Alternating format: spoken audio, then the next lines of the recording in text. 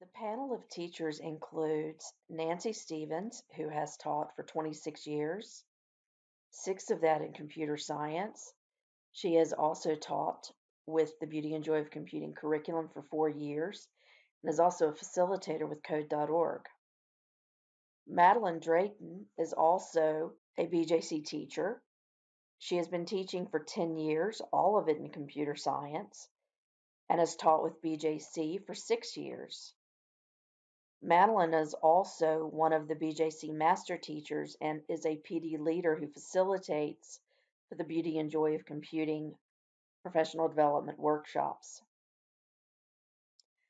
Leslie Keller has been teaching for 15 years, 11 of those years in computer science. She's taught with the Beauty and Joy of Computing curriculum for 5 years. In addition to teaching, she's also the program director for the Beauty and Joy of Computing professional development.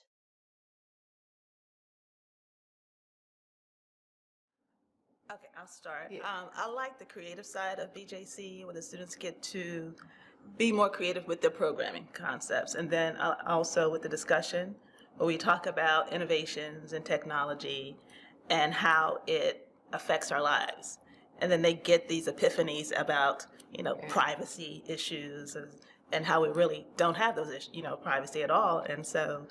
And I like the feedback that they provide. So it's more conversational as opposed to, write this program.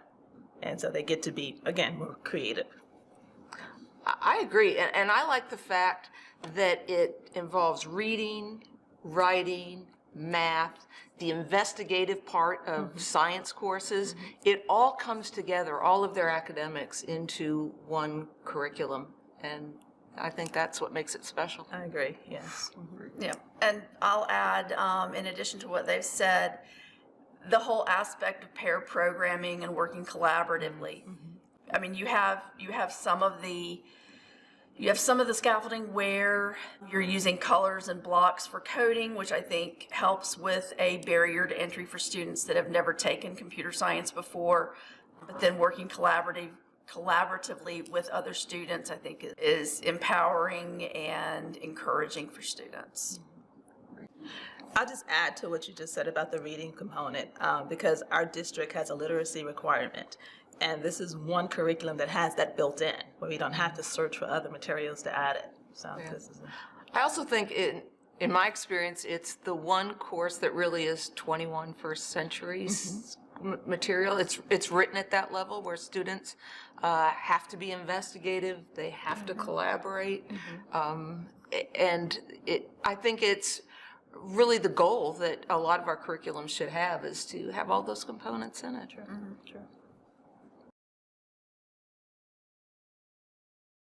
We talked about it as far as we did. Trying to be more hands-off with the students and letting them lead and be creative and not giving them get more prompting as opposed to, going ahead and giving them the answers. And so that's the challenging part to me sometimes. Yeah. It's the challenging part for me all the time. As teachers, we want to show and demonstrate, and we excel in procedural kinds of teaching, and this really isn't meant to be that. Exactly. And so we have to stand back and hope that students can take charge of their own learning a little bit more in the classroom. So that's the challenge for me too. Yes. Yeah, it's definitely not a teacher-led classroom. It's very much a student-centric classroom and it's not quiet. You do have the collaboration going on, and then as a teacher, you're just walking around facilitating and coaching and prompting and encouraging them to collaborate and be creative. And to use their resources. A lot of times they forget that they have the resources available, and they start relying heavily on you, again, to give them the answer. And where we just covered a topic they just want to forget about that topic that we covered in a previous unit. And when we move on to the next unit, I said, we got to take that with you. You need to use that material. It builds. Yes, it builds, exactly. I think the pair programming helps with that. When you're actively encouraging students to talk it out, to discuss it, to come up with how to solve the problem before you ever start coding, to determine the algorithm. So that talking it out with their partner, they become the teachers for themselves. So that all you may need to do is prompt them to go a little bit further. Yeah, and that's the first thing you have to do in the course, that Unit 1, is you're setting the norms for your classroom and the expectation that they work together. The pair programming typically works very well, but there's problems with pair programming that I've experienced. You know, there are little lone wolves in every classroom that feel like a partner slows them down in some way. There are students that just haven't had to collaborate Ever. Yes. I just don't want to deal with I don't want to deal with it, exactly. So one thing I've done to get back to things that I've learned, I do let my students self-select their partners at the beginning of the year. And then I just observe how the groups are working together. And then I make changes as I need to make changes. Students that tend to be kind of high performing know who that person is. And they tend to Yeah, and they flock pair up, together. Yeah, and I'm pair up. fine with that because it can be very frustrating to force them into another. But if I can put that pair closer to a pair that's maybe struggling, then those two groups can come together as they need be. And so that's worked pretty well for me. Yeah. I think not only their knowledge or comfort level with the programming or computer science aspect, but I think their work ethic, their level of what they're willing to invest into it makes a difference. So if you get the kids together and they do start recognizing each other, they'll start pairing up with someone that has about their same levels. Yes. And then for specific individual students that may be challenged in any number of ways, you can spot the people that you know will work well with that student, whether they're on the autism spectrum or they just don't want to work with a partner or whatever. You can slowly start to get those pairs where it optimizes. Yeah, I just let them self-select as well. But then for the next project, they are required to find someone else to work with. And it will have to be someone on the other side of the room because everyone tend to flock together on the same side of the room. So it would have to be someone on the other side of the room. And then we'll change again to someone else so that they get comfortable, because in the real world, you're going to have to work with all sorts of people. So you're going to have to learn how to adjust. So that's what we're preparing them for the real world. So this is what I try to do in my classroom. One thing I've started really thinking about is because, we do have those students that like to manipulate our time. Yes. With the hands up in the air. Yes. And once we get going on a lesson, I right away I look at those hands and I say, put them down. Because I'm not going to race over and show you how to do something. This is for you to take the lead and read the instructions, the lab, and talk to your partner. And so I've started to ignore the students that put their hands up in the air. Sometimes, or I will use my high fly. I call them my high flyers, the ones that excel and pick it up pretty quickly. So I'll say, go over and help that student, so that I'm not always the one that they're calling, because you tend to just I'm on one side of the room, then I see this hand, and I have to stop in the middle and say, I cannot continue to do it this way.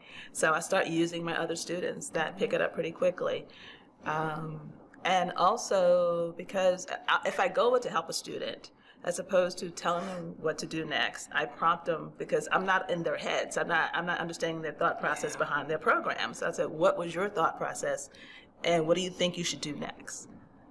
Or get out a piece of paper and write down the algorithm of what you're doing. Which block do you think you should use for this next process that we've already used? And so once they start going in that route and thinking about it, then they say, then they get the light bulb. It comes on. So, yeah.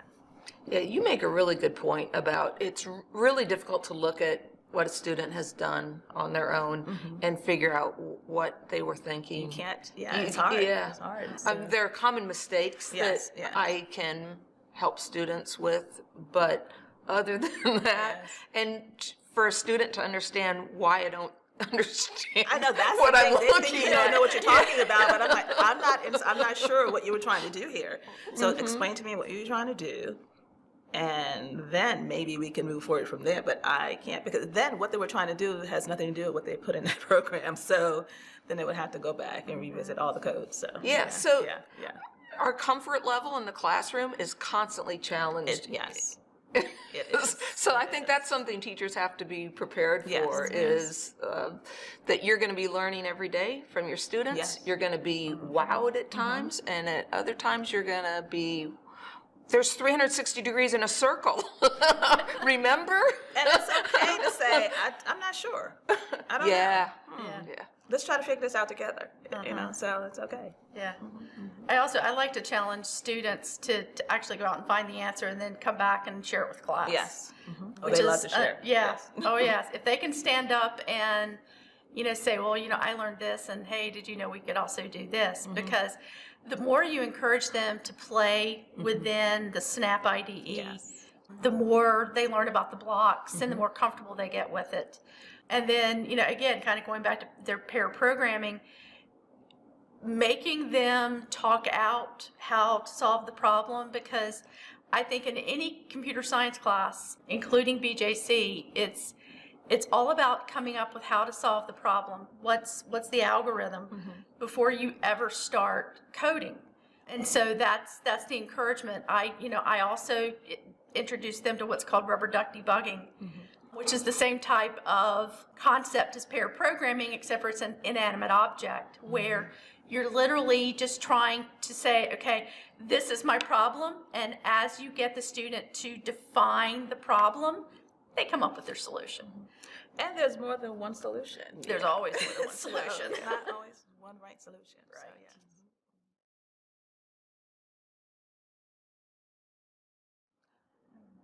I have students that sometimes just want to skim directions and not actually, go through the actual requirements that are given to them. And they're looking for me to tell them what to do. And I said, did you follow instructions? And so, yes. I said, are you sure? So and then they have to go back, and then they'll say, oh yeah, I missed that. Okay, so yeah, I have to make them go back and reread what was given to them and re-follow the instructions. It's given to you step by step. It's there. Just follow the instructions. So a lot of students, they want to skim. Yeah, so quickly you identify the students that are the readers. And the skimmers. Yep, and the skimmers. I have quite a few. Yeah, and the students that have persistence. Yes. That comes out very quickly. And then there's also the risk takers. Yes. And those tend to be my favorite students because there's all sorts of blocks and things they'll try that we've not discussed, and that's what we want to see happen. Yeah. Yeah. The more they plan it, Yes. the better off they are. You have to encourage play. The reading the instructions is critical. Critical. If you miss any line of the instructions, then you're going to get hung up. Some students will do better in their pairs talking it out. Some students are better with navigating, and other students are better with actually building. So, a lot of times those partners will define within their partnership how they're going to be the most successful in actually using pair programming, even though they have to switch off so that one isn't always navigating or driving. Exactly. But I think sometimes you can face the challenge of the student that just does not want to work with another person, either personality-wise or learning disability or whatever. And that's again where you have to be very aware in the classroom and find those students that are going to work well. I had a student who was autistic, and a lot of students were uncomfortable working with them. But I found one young lady that was fantastic working with them. And I let them pair up for the rest of the year. And they were both very happy with that situation. She was very supportive. He was very bright when it came to the actual programming parts of it. But she could help with his communication and following those instructions. And I always bring it back to the performance requirements, because they have 2 performance tasks that they have to complete. The first practice, we walked through it together, but then I said, you're going to be on your own, and I'm going to provide you with the rubric. And if you don't follow the requirements in the rubric, you're not going to get credit for that project. So I'm trying to get them into practice, into habits of making sure they follow the requirements, because even in the real world, when you are either a project leader or Right. writing the project, you still have to go with the requirements of what's given to you, or the project's not complete.